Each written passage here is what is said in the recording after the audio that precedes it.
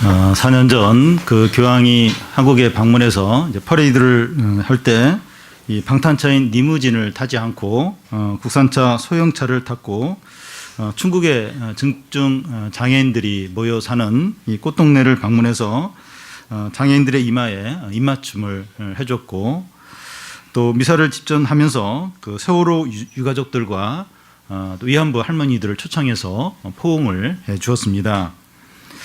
얼마 전에 또 교황이 많은 사람들 앞에서 이제 설교를 했던 것으로 좀 생각이 되는데요. 한 어린 아이가 교황이 있는 강단에 올라와서 걸어 다니자 그의 엄마가 기겁을 하면서 애를 이제 끌어내리려고 했는데, 교황은 어린이는 자유로워야 된다고 하면서 그냥 놔두라고 이제 했습니다. 사람들은 이런 교황에 대해서 열광합니다. 그런데 이 교황이 할 수 있는 일은 이런 것이 전부이고 그 이상은 아닙니다. 예수님은 하나님이시지만 자기를 지극히 낮추셔서 사람이 되셨습니다. 마국간에서 태어나셨고 많은 고난을 당하셨고 조롱을 당하시고 사람들의 죄를 위해서 십자가에서 죽으셨습니다. 그런데 사람들은 예수님에 대해서 냉담하다 못해 조롱까지 합니다. 성탄절이 다가오는데 예수님을 기억하고 감사하는 사람은 전체에 비하면 극소수에 불과합니다. 사람들이 교황에게는 많은 존경과 사랑을 보이면서 예수님에 대해서 냉담한 이유가 뭡니까? 자신들의 실상을 모르기 때문입니다. 사람들이 죄로 인해서 하나님의 진노 아래 있다, 이걸 모르는 겁니다. 죄의 어떤 심각성, 이걸 이제 모르는 겁니다. 사람들이 하나님의 진노에서 구원받는 길은 의로우신 하나님의 아들이 죽는 것을 통해서, 그 죽음을 믿는 걸 통해서만 가능합니다. 그러기 위해서 하나님의 아들이 사람이 되시는 것이 너무나도 필요한 겁니다. 먼저 이 말씀이 육신이 되심입니다. 요한복음이 처음 시작할 때 태초에 말씀이 계시니라 하면서 예수님이 하나님의 말씀이라고 하였습니다. 그 말씀은 사람들의 빛이었고 그 빛이 세상에 있었다고 말합니다. 이것은 예수님이 베들레헴 마국간에서 한 아기로 태어나셔서 사람으로 세상에 사신 것을 말합니다. 14절을 보면 말씀이 육신이 되어 우리 가운데 거하심에 우리가 그의 영광을 보니 아버지 독생자의 영광이요 은혜와 진리가 충만하더라. 예수님은 하나님의 말씀이 육신, 곧 사람이 되신 겁니다. 말씀이 육신이 되어 우리 가운데 거하심에 하는데, 이 거하심에 하는 것은 이 장막을 친다는 의미입니다. 이스라엘 백성들이 출애굽해서 광야를 돌 때 그 가운데 성막이 있었습니다. 이 성막은 하나님께서 이스라엘 백성들 가운데 장막을 치고 함께 계신다 하는 상징입니다.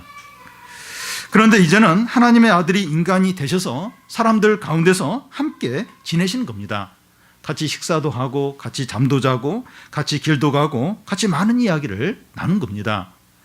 하나님의 아들이 사람들과 리빙 투게더, 함께 삶을 나눈 겁니다. 여기서 생각해 봐야 할 것이 있는데, 하나님의 아들이 사람이 되셨다고 하는데 이게 어떻게 된 것이냐 하는 겁니다. 하나님의 신성과 능력과 거룩함을 다 버리고 사람이 되신 것이냐, 아니면 여전히 하나님이시지만 사람의 겉모양만, 그냥 가진 껍데기만, 사람의 어떤 겉모양만 가진 것이냐 하는 겁니다. 두 가지 다 아니고 완전한 하나님이시면서 완전한 사람이 되신 겁니다. 하나님의 아들이 완전한 인간이 되었다는 것을 조금 더 설명을 하면, 우리가 육체를 가졌기 때문에 느끼는 고통과 배고픔과 피곤과 약함을 다 가지셨지만 죄성만은 갖지 않았다는 의미입니다. 예수님은 제자들과 배를 타고 호수를 건널 때 너무 피곤해서 그 배가 엄청나게 흔들리는데도 배 바닥에서 주무셨어요. 너무 피곤해서 그 피곤을 다 이렇게 느끼셨고, 사마리아를 지날 때는 갈증을 느껴서 여인에게 물 좀 달라, 그 여인에게 말 걸기 위해서 접촉점을 마련하기 위해서 물을 달라, 목도 안 마른데, 그게 아니라 이 더운 날씨에 이렇게 그 길을 이제 걸어왔으니까 목이 마른 거예요. 그래서 실제로 물을 달라고 이렇게 요청을 하셨고, 십자가에 달려 돌아가실 때는 육체의 고통을 우리가 똑같이, 우리가 바늘에 찔리면 아픈 것처럼 그 십자가에서 그 못 박히는 그 엄청난 고통을 실제로 다 느끼셨습니다. 예수님은 우리와 똑같은 육체를 가지시고 세상에서 33년간 사셨던 겁니다. 우리가 이제 이해는 완전하게 잘 할 수 없지만 예수님은 완전한 하나님이셨고 완전한 인간이셨습니다.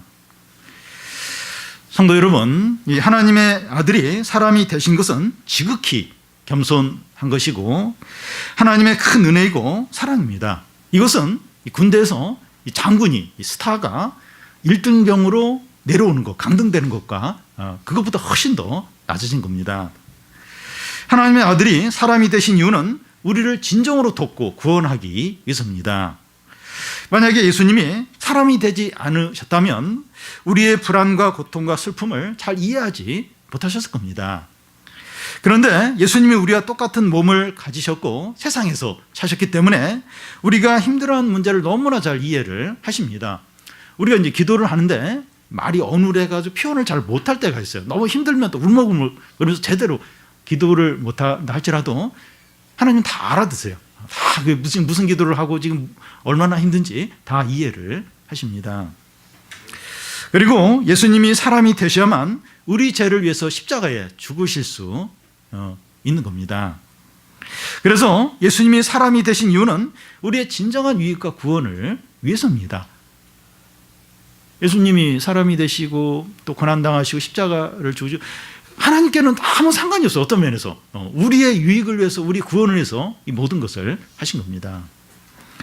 14절 중간에 우리가 그의 영광을 보니 아버지의 독생자의 영광이요 라고 하는데 그 영광, 여기서 영광은 하나님께만 사용되는 그런 말입니다. 하나님의 특징이 영광입니다. 성경에 보면 영광이 나타나다 이러면 하나님이 나타나신 겁니다. 예수님의 제자인 요한이 3년간 예수님과 함께 함께 생활하면서 예수님에게서 본 게 뭔가 하면 영광입니다. 하나님의 영광을 본 겁니다. 예수님은 완전한 인간이세요. 근데 그 예수님에게서 하나님의 영광을 본 겁니다. 오늘 우리에게 영광을 보는 것은 어떤 것입니까? 우리도 이렇게 이 영광, 이 하나님의 영광을 경험할 때가 있어요. 우리가 하나님의 영광을 언제, 어떨 때 이렇게 보게 됩니까? 예배를 드리거나 찬양을 하거나 기도를 하면서 하나님이 우리와 함께 하신다. 이게 느껴지는 거예요. 하나님이 나에게 나에게 말씀하셨다. 이게 이제 느껴질 때가 있습니다. 예배를 마치고 나서 큰 기쁨과 또 회복과 은혜를 경험할 때가 있습니다. 이것이 하나님의 영광을 이제 보는 겁니다. 우리가 무슨 빛이 이렇게 빛나고 예배를 드리는데 강대상 뒤에서 빛이 반짝반짝 그래서 영광을 봤다. 이거 사입이죠. 이거 이단입니다. 근데 하나님이 우리가 함께 하시는 게 느껴지는 거예요. 기도를 하는데 하나님 나를 꽉 안아주시고 나에게 응답해 주신다 어떤 그런 게 막 느껴지는 겁니다. 그리고 나에게 이렇게 말씀하는 게 나에게 이렇게 말씀하시는 그게 이제 느껴질 때 그게 이제 하나님의 영광을 이제 보는 겁니다. 요한은 그 14절 중간에 우리가 그의 영광을 보았다고 하는데 여기서 우리는 요한을 포함해서 예수님을 믿는 모든 자를 이제 가리킵니다. 그 당시에 많은 사람들이 예수님을 보았고 알고 있었지만 영광을 본 사람들은 일부였습니다. 예수님을 보면서도 영광을 보지 못한 사람들이 많았습니다. 그러니까 예수님이 2000년 전에 그 갈릴리 지역에 다니실 때 예수님을 많은 사람이 봤어요. 그런데 하나님의 영광을 본 사람들은 일부고 대부분이 하나님의 영광을 못 봤습니다. 교회를 다니고 예배를 드려도 영광을 보지 못할 수 있습니다. 예수님을 직접 믿는 사람들만 영광을 봅니다. 여러분, 사람이 하나님의 영광을 본다고 하는 것은 가장 큰 축복이고 놀라운 은혜입니다. 그러니까 교회를 다니고 수십 년 다녀도 하나님의 영광을 본다 이걸 모르는 사람들이 많아요. 하나님 우리 함께 하신다. 나에게 말씀하신다. 이게 무슨 얘기인지 모르는 사람들이 많습니다. 근데 이 하나님의 영광을 본다는 거, 하나님이 함께 한다는 걸 느낀다는 거, 이건 놀라운 축복이고 엄청난 은혜인 겁니다. 예수님의 영광은 은혜와 진리가 충만한 것으로 나타났습니다. 우리가 그의 영광을 보니 은혜와 진리가 충만하더라. 예수님은 영광으로 충만했습니다. 출애굽기 40장에 보면 모세가 하나님의 말씀에 따라서 성막을 다 져요. 그때 성막을 다 이렇게 완성을 했을 때 그 성막의 영광이 가득한 것을 보게 되고, 또 열왕기상 8장에 보면 솔로몬이 하나님의 말씀에 따라서 성전을 다 완성했을 때 성전 안에 하나님의 영광이 가득한 것을 보게 됩니다. 그런데 하나님의 영광의 충만함이 이제는 예수 그리스도 안에 있는 겁니다. 구약의 성막이나 성전의 영광이 가득했던 것보다 더 완전하고 더 찬란하고 더 놀랍게 예수님 안에 그 영광이 충만한 겁니다. 예수님의 영광은 은혜와 진리가 충만한 것으로 나타났는데, 여기서 은혜라고 하는 것은 긍휼과 사랑과 재용서와 모든 좋은 것을 주시는 것을 말합니다. 또 여기 진리라고 하는 것은 참된 것, 신실함을 말합니다. 구약에서도 하나님의 은혜와 신실함이 많이 나타나는데 그 예수님 안에서 은혜와 진리가 충만하다는 겁니다.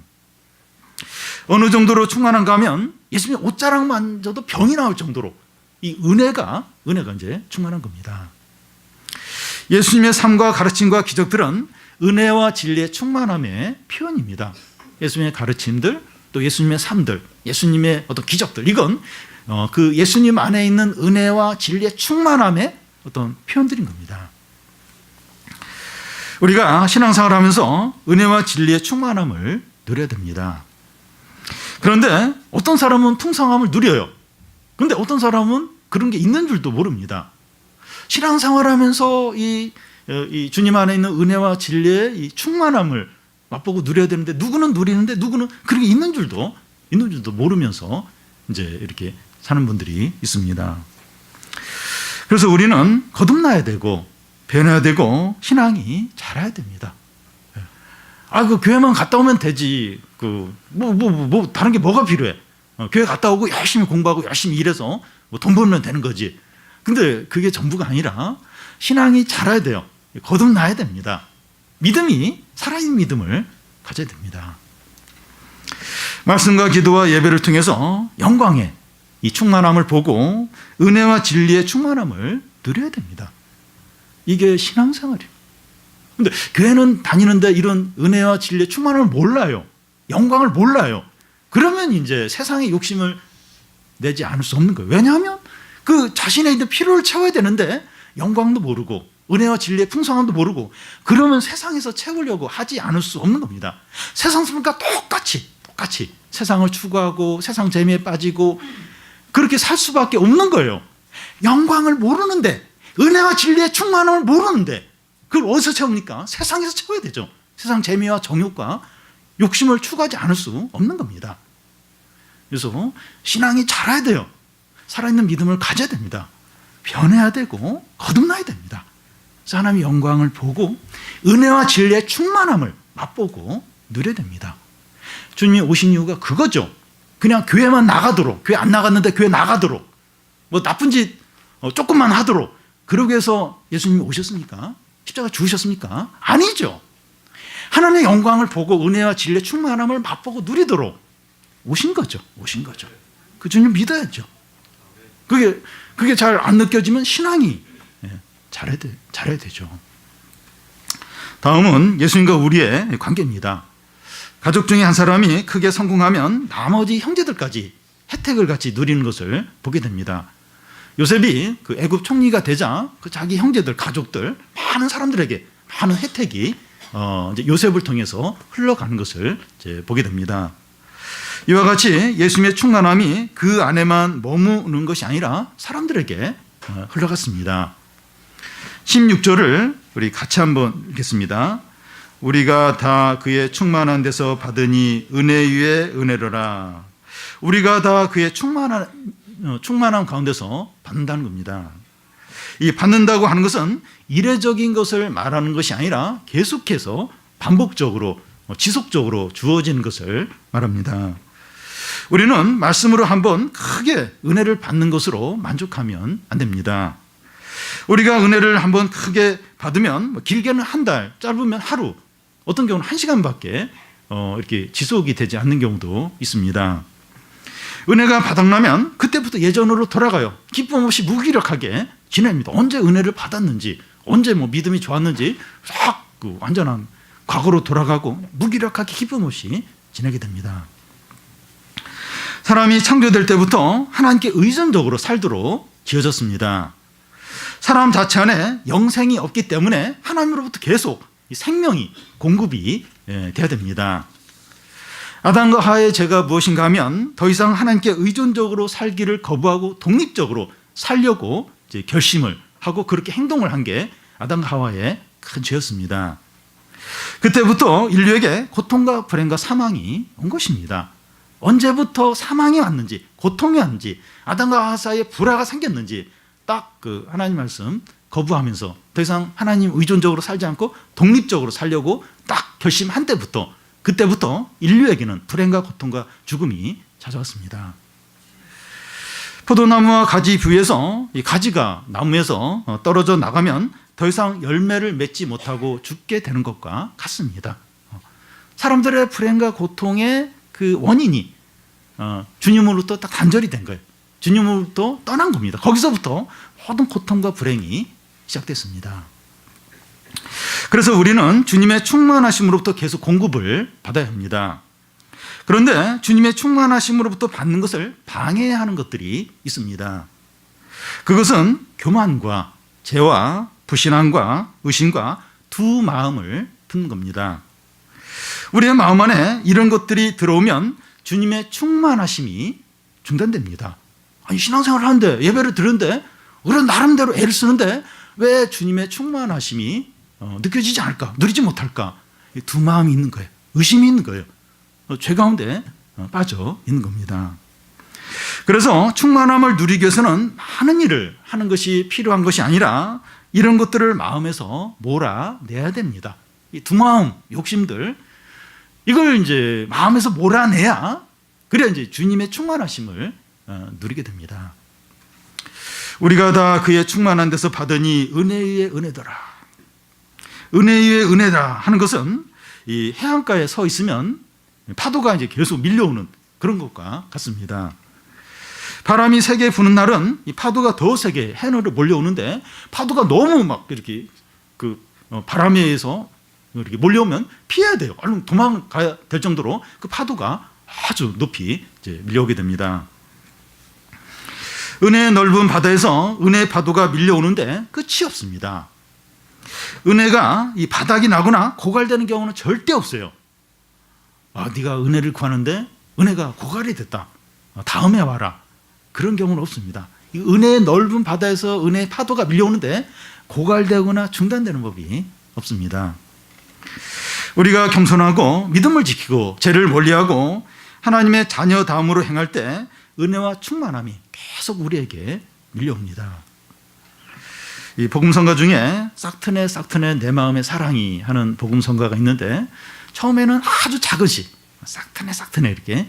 근데 점점 이제 이 사랑이 싹 터서 막 파도처럼, 막 파도처럼 이 사랑이 이제 밀려오게 됩니다. 우리가 교만하지 않으면, 욕심을 부리지 않고 이 말씀을 붙들기만 하면 파도 같은 은혜가 계속 밀려옵니다. 하나님의 이 은혜는 엄청나요. 하나님 얼마나 크십니까?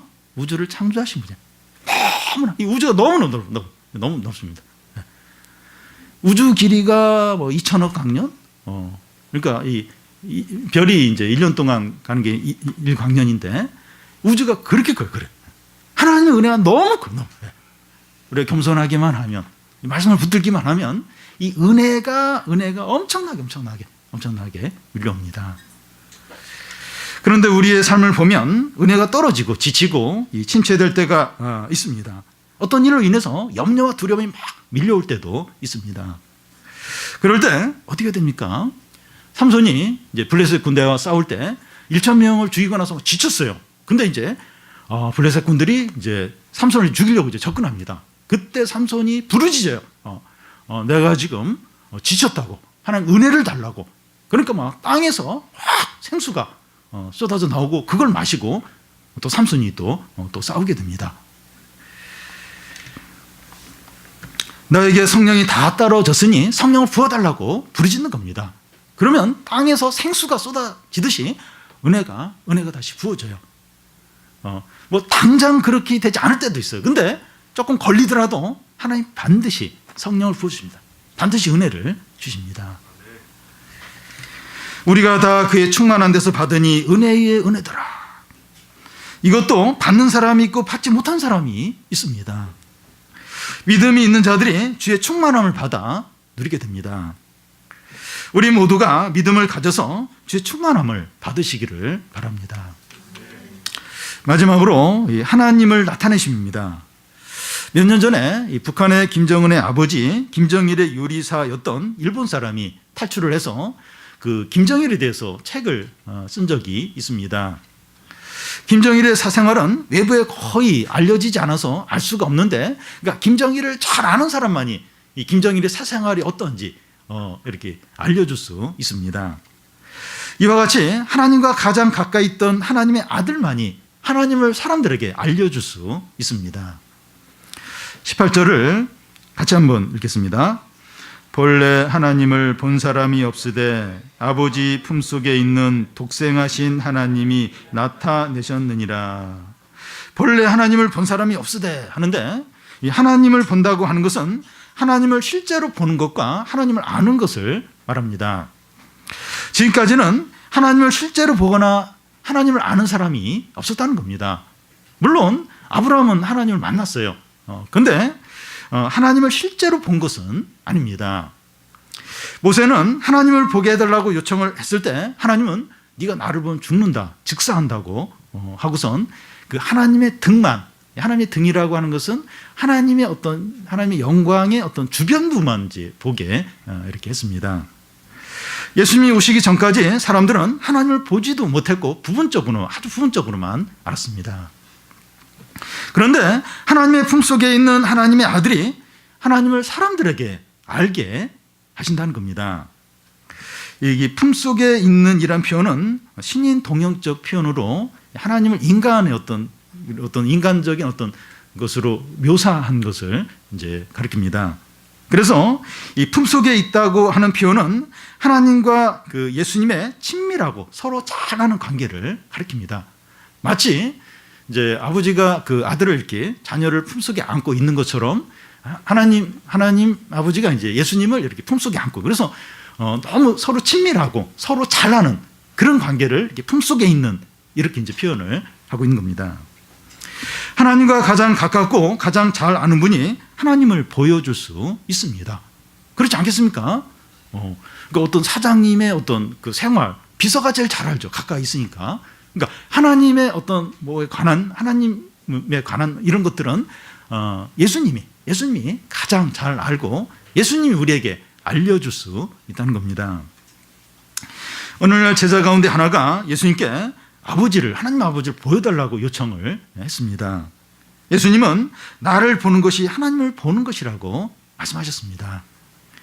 하나님 아버지의 품속에 있는 예수님의 삶과 가르침을 통해서 하나님 아버지를 나타내십니다. 그러니까 예수님의 가르침, 삶, 기적을 보면 하나님 아버지가 어떤 분인가, 예수님을 보면 하나님의 아버지를 알 수가 있는 거예요. 하나님 아버지를 볼 수 있는 겁니다. 그래서 우리들은 예수님을 통해서 하나님을 분명하게 보고 알 수 있습니다. 왜냐하면 그 예수님의 품속에 있는 아버지의 독생자가 예수님이기 때문에, 또 예수님은 하나님을 제일 잘 알기 때문에 그 예수님을 통해서 우리는 하나님을 알 수 있습니다. 우리는 말씀을 듣고 성경을 읽으면서 제자들이 예수님께 말했던 것처럼 하나님을 보여달라 이렇게 말하지 않아야 합니다. 예수님의 고난과 희생과 죽음과 부활이 하나님을 태양처럼 밝게 우리에게 보여줍니다. 예수님의 삶, 예수님의 죽음, 예수님의 부활, 예수님의 가르침, 이게 하나님을 너무나 분명하게 우리에게 보여줍니다. 사람들이 눈만 감지 않고 마음만 닫지 않으면 하나님을 다 보고 알고 믿을 수 있습니다. 성경을 읽으면 우리가 막 그 일부러 안 믿으려고 막 그렇게 하지 않고 이렇게 열린 마음으로 성경을 보기만 하면, 말씀을 듣기만 하면, 또 하나님이 창조하신 이 세상 만물을 열린 마음으로 보기만 하면 하나님을 얼마든지 보고 알고 믿을 수 있습니다. 하나님이 우리를 얼마나 사랑하시고 얼마나 큰 은혜를 베푸시고 죄를 얼마나 싫어하시는가 하는 것을 보여주셨습니다. 예수님을 통해서, 예수님의 삶을, 죽음과 부활과 또 다시 오신다는 그런 말씀을 통해서 이걸 충분하게 보여주셨습니다.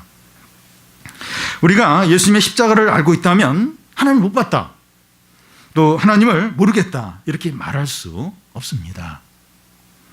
우리는 더 이상 하나님을 못 본 사람처럼, 하나님을 모르는 사람처럼 살지 않도록 해야 됩니다.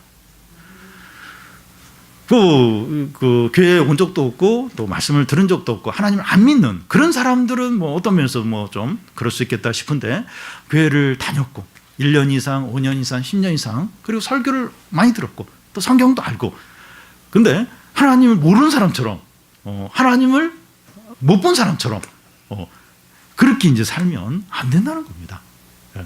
근데 이제 그럴 수 있어요. 그런 사람들이 있다는 겁니다. 우리가 또 이제 일시적으로 그럴 수도 있고, 하나님을 못 본 사람처럼, 하나님을 안 믿는 사람처럼 그렇게 살지 않도록 해야 됩니다. 말씀이 육신이 되신 예수님을 증거하는 사람이 있었습니다. 15절을 우리 같이 한번 읽어보겠습니다.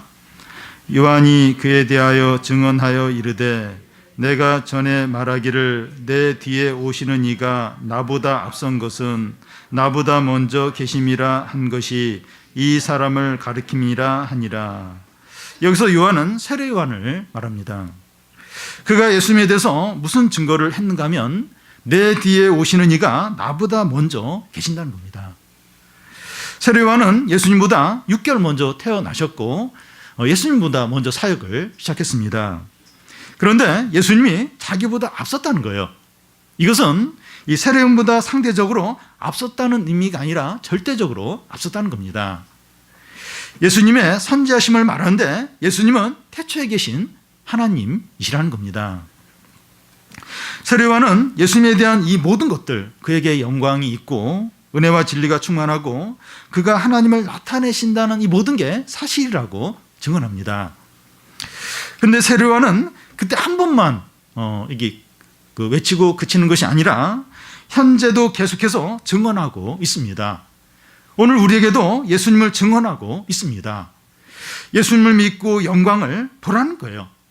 그의 은혜와 진리에 충만한 데서 받으라는 겁니다.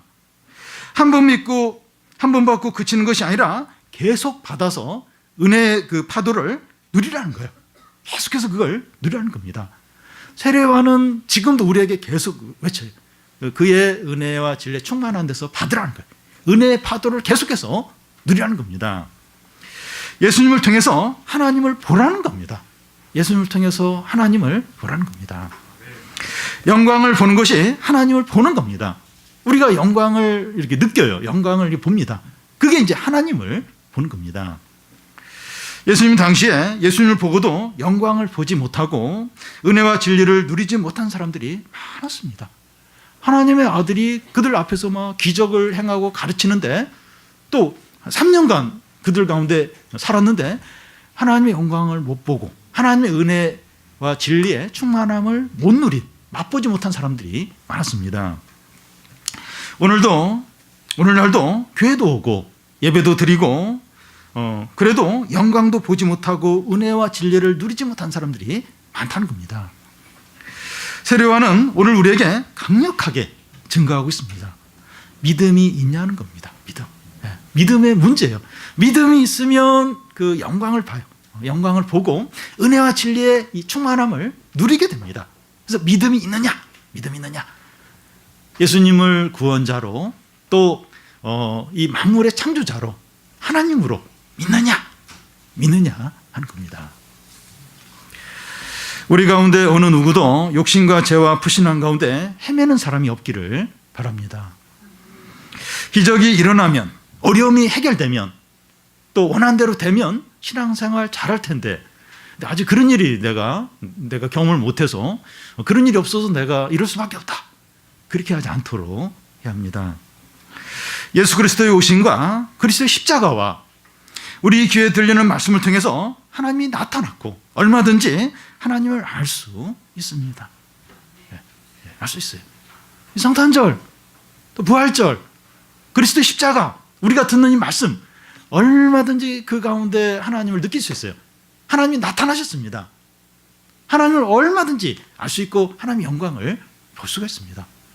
그래서 막 기적이 나타나기 전 내가 깜짝 놀랄 그런 일이 일어나기 전까지는, 그리고 내가 원한 대로 될 때까지, 기도 응답이 될 때까지 나는 뭐 믿을 수가 없고 나는 지금 이렇게밖에 살 수 없다. 그렇게 되지 않도록 해야 됩니다. 이미 하나님이 나타나셨고 이미 우리는 영광을 봤어요.